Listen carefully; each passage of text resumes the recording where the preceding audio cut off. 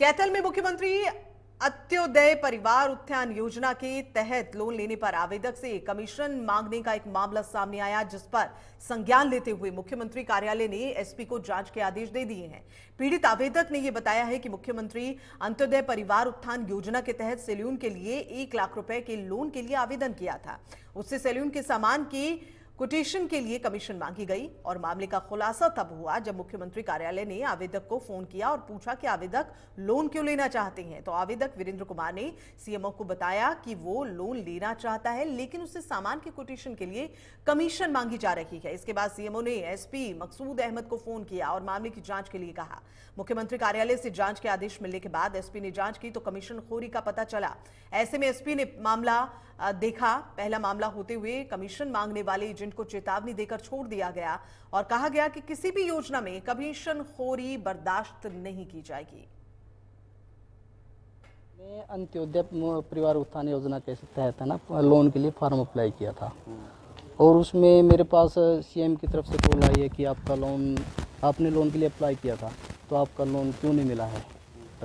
तो मैंने सर उसमें उनको बोला कि सर मैं कोटेशन वगैरह के लिए गया था, कैथल आया था।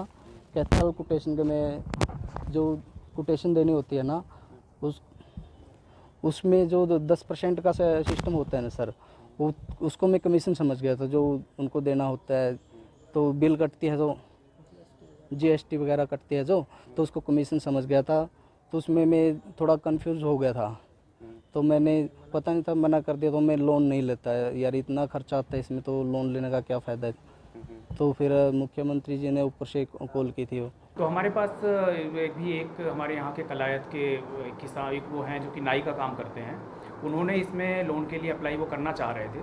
तो उन्हें जब पता चला कि भाई लोन के लिए अप्लाई करना होता है तो उसके लिए कोटेशन की आवश्यकता होती है। तो वो अपने सामान जो भी खरीदना चाहते थे रोज़गार अपना चलाने के लिए, उसके लिए उन्होंने कोटेशन के लिए यहाँ पे कैथल में जो सप्लायर हैं उनसे संपर्क किया। तो उनसे उसमें कमीशन की मांग की गई।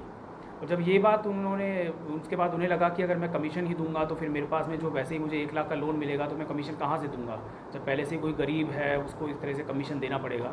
तो इसके लिए उन्होंने ये बात हमें इन्फॉर्म करी। तो ये बात माननीय मुख्यमंत्री जी के संज्ञान में आई और माननीय मुख्यमंत्री जी ने इसमें स्वयं संज्ञान लेते हुए उन्होंने उनसे बात करी जो और इसके साथ इस बुलेटिन में फिलहाल इतना ही। दीजिए इजाजत। नमस्कार।